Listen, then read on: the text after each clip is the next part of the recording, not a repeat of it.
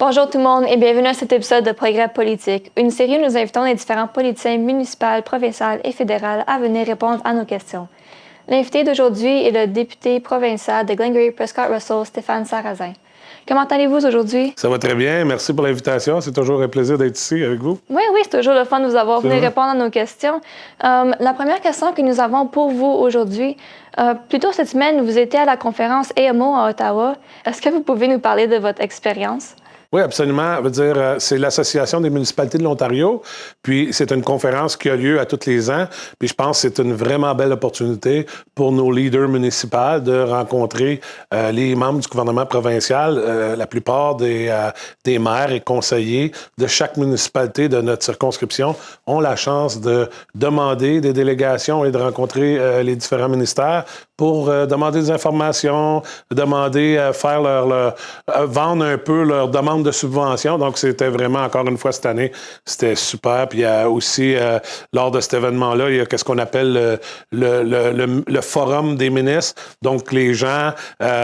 écoute, il y a 444 municipalités en Ontario. Il y a sûrement 2500 leaders municipaux qui étaient là. Donc, ils ont la chance de demander des questions live aux ministres. Donc, c'était vraiment une belle opportunité pour tout le monde. Bien, c'est une bonne manière d'assurer de la bonne communication aussi. Et aussi, est-ce qu'il y en a des maires de nos municipalités qui sont venus vous poser pour des subventions ou des délégations? De nos municipalités, absolument. Je pense que pratiquement toutes les municipalités ont eu la chance d'aller voir les ministres. Puis, on a beaucoup de subventions, des subventions qu'on a eues récemment de certains ministères, comme du ministère d'Infrastructure. On a du tourisme, de la culture, des ministères. Puis là, il vient de sortir un nouveau programme où est-ce qu'il y a 200 millions de sous de disponibles pour les infrastructures sportives à travers la province. Donc, on le sait, nous, dans notre région, on en a des gros projets. On a la municipalité de Russell qui a un complexe sportif de près de 100 millions. Puis on a beaucoup d'autres petits endroits comme Nation qu'eux, ils doivent refaire leur système de réfrigération à l'aréna. Donc, eux, ça serait une belle opportunité de faire des demandes. Il y en a que ça peut aller jusqu'à 1,5 million pour les rénovations. Puis pour les bâtiments neufs, ils peuvent avoir jusqu'à 10 millions de subventions. Wow! Bien, ça va vraiment les aider s'ils reçoivent ces subventions-là. Et pour le 200 millions que vous venez juste de mentionner, est-ce que vous supervisez comment ils utilisent cet argent ou est-ce que c'est vraiment toutes les municipalités qui s'en occupent? Les municipalités s'occupent de faire la demande en ligne. C'est quand même... il y a des critères assez stricts, mais en même temps, ils ont beaucoup de l'information nécessaire s'il manque d'informations pour le faire. Puis nous, notre job, c'est vraiment d'aller voir les ministres puis dire, écoute, ça, c'est un projet important. Ça fait...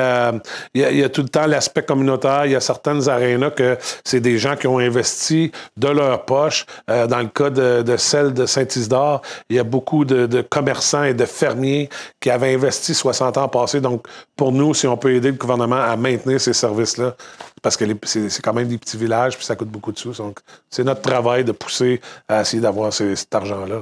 Oui, c'est ça. Et comment déterminez-vous combien d'argent ils reçoivent s'ils appliquent pour ce fonds? Bien, la façon dont ça fonctionne, c'est qu'il y a une formule.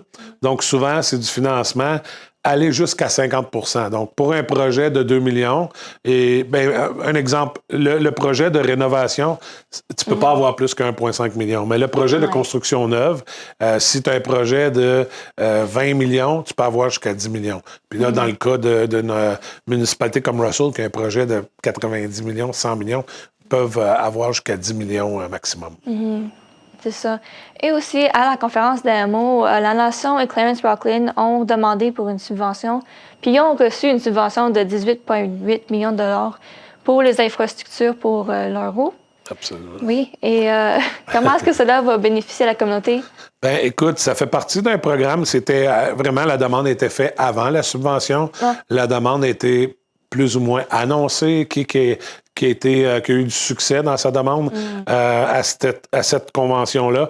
Puis nous, on est chanceux, on a la municipalité de Clarence Rocklin avec la municipalité de Nation qui, eux, ont fait une demande pour un projet de 25 millions pour les eaux, puis ont eu 18,8 millions, comme mentionné. Puis ça va vraiment emmener une plus grosse capacité, tout en gardant une bonne qualité de l'eau pour le développement de Clarence Rocklin, et le développement de nations. Donc, on estime qu'on pourra peut-être bâtir jusqu'à 5000 nouvelles unités dans les 2 municipalités ensemble à cause de cet investissement-là. Puis pour nous, le gouvernement, on croit que c'est la meilleure façon d'investir dans les infrastructures pour juste stimuler la construction, parce qu'on sait qu'on a des cibles très ambitieuses. On voulait bâtir 1,5 million de logements en Ontario dans les 10 ans. Donc, on doit aider les municipalités à se rendre là. Puis, je dois dire que les municipalités comme Clarence-Rockland, il y a déjà du développement incroyable qui se fait. Il y en a beaucoup. Oui, Russell, donc Limoges, quelqu'un qui va à Limoges puis va voir dans les projets, c'est vraiment beau de voir ça, ça grossit. Donc, c'est notre façon d'aider les municipalités à pouvoir aller de l'avant avec les projets de construction. Oui, bien c'est ça. Ce fonds-là va vraiment aider au développement de la communauté. Absolument. Aussi, vous avez été aux Highland Games ici à Maxville. Puis, est-ce que vous avez aimé ça? C'était-tu le fun pour vous? Ah, c'était vraiment... c'est pas ma première fois que j'allais aux Highland Games, mais c'était vraiment... c'est tout le temps le fun de voir ça. Puis c'est tout le temps très impressionnant. Les gens qui ont... Souvent, il y a des gens locaux qui n'ont jamais été aux Highland Games, puis je pense que ça vaut vraiment le détour parce que c'est une des plus grosses événements de Highland Games qu'il y a à travers le Canada, puis probablement à travers le monde. Puis, je pense qu'une petite population comme Maxville, de probablement en bas de 1000 personnes, 800 personnes, tout d'un coup, ça devient une place où il y a peut-être 20 000, peut-être plus, peut-être 30 000 personnes. Donc, c'est incroyable. C'est bon pour... c'est une belle retombée économique pour la région. Donc, mais c'est vraiment...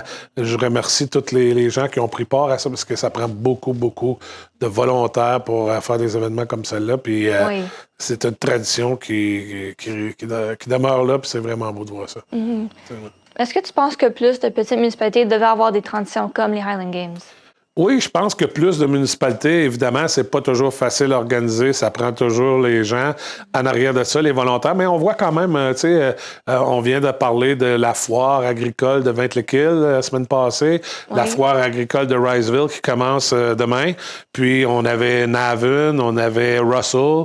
Donc ça, c'est des foires qui sont là depuis 180 ans, celles de Vintlequille. Donc on a des événements un peu dans toutes les municipalités, mais c'est toujours difficile d'avoir les volontaires nécessaires, mais je leur félicite à toutes ces organisations-là pour... je les ai toutes faites, les foires agricoles, récemment, puis c'était comme vraiment... Les gens étaient là pour participer, puis les gens étaient là pour aider. C'était vraiment beau de voir ça.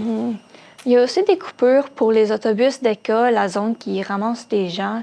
Qu'est-ce que tu as dit aux parents qui sont concernés pour leurs enfants?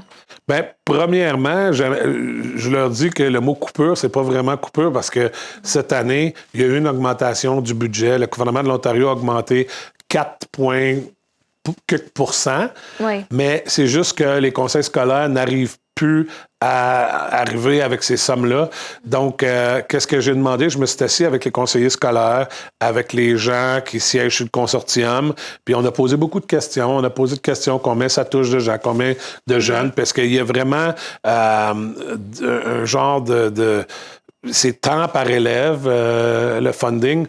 Puis, on essaie de comprendre si ça pourrait être peut-être plus efficace. On le sait que maintenant, on voit plus autant d'autobus jaunes sur la route. On voit des minivans qui amènent 1, 2 enfants, qui a souvent un chauffeur puis un adjoint. Donc, peut-être regarder à devenir plus efficace à ce point-là. Puis, écoute, en fin de ligne, on veut surtout pas...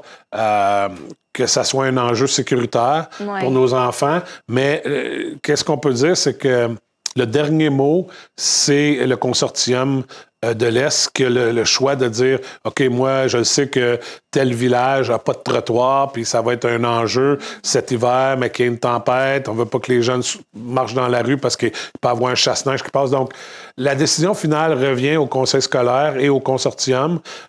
Donc, c'est à eux d'essayer de mieux gérer ça. Puis moi, je continue à travailler avec le gouvernement, avec le ministère de l'Éducation, à dire on aimerait ça avoir plus justement d'argent, mais il semblerait que beaucoup d'autres... Puis, tu sais, souvent, on dit, nous, on est en milieu rural, on a une grande circonscription, mais si on se compare à le nord de l'Ontario, il y a des circonscriptions qui sont pas mal plus grandes que la nôtre. Donc, c'est vrai, oui.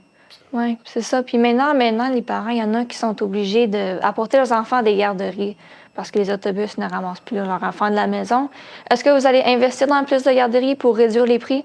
Ben justement, il y a des annonces qui ont été faites récemment pour des investissements encore dans les garderies pour en arriver à ce fameux 10 par jour-là qu'on espère de se rendre là un jour parce qu'il y a comme l'élément fédéral, il y a de l'argent du fédéral et du provincial là-dedans. Puis je pense que le fédéral n'était pas d'accord avec la façon que la province voulait gérer, puis la province n'est pas d'accord de la manière que le fédéral impose ses règlements. Donc, on continue les discussions, puis on veut en arriver à avoir encore des meilleurs taux pour les parents pour garder les enfants, absolument. Oui, en parlant des parents, il y a aussi eu un investissement de 11,7 millions de dollars investi pour supporter les nouveaux parents. Pouvez-vous nous parler plus de cet investissement? Oui, absolument. C'est l'investissement additionnel pour justement les programmes de nouveau-nés.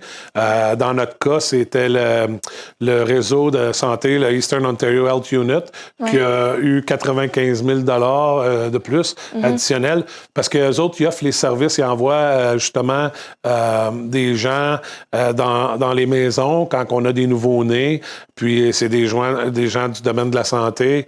Puis pour aider les jeunes familles à bien partir avec les nouveaux-nés. C'est pas toujours facile, tu sais. Souvent, il y a l'allaitement, la façon de gérer son temps avec la famille, puis la question santé. Faire un suivi, voir que la croissance du bébé se fait bien. Moi-même, j'ai eu des jeunes enfants plusieurs années, puis j'avais bénéficié de ces programmes-là. Donc, on essaie d'augmenter les sommes pour avoir un meilleur... de l'argent pour faire plus de choses. Puis, comme j'ai dit souvent, pour des jeunes parents, avoir un enfant, c'est quelque chose de vraiment extraordinaire, mais ça ne vient pas avec un manuel d'instruction. Donc, si le gouvernement peut aider à la croissance des bébés, c'est vraiment quelque chose de beau qu'on peut faire, absolument. Oui, bien, cela conclut notre entrevue. Merci beaucoup d'être venu et d'avoir répondu à toutes nos questions. Ça me fait plaisir. Et merci à vous d'avoir visionné cette vidéo. S'il vous plaît, abonnez-vous à nos médias sociaux @HubTV22 et à notre YouTube channel pour plus de nouvelles locales.